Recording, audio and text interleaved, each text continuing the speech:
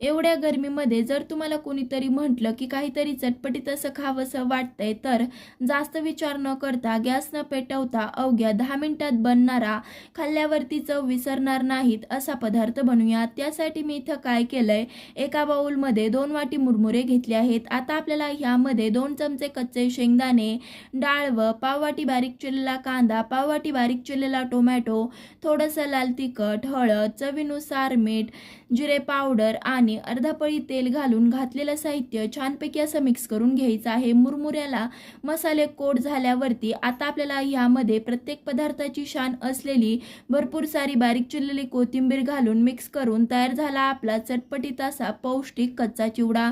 तुम्ही सुद्धा ही रेसिपी नक्कीच ट्राय करा आणि हो, कशी वाटली कमेंट करून सांगायला विसरू नका. ही रेसिपी तुमच्या मित्रमैत्रिणीबरोबर नक्कीच शेअर करा. पुन्हा भेटूयात एका नवीन रेसिपीसह. धन्यवाद.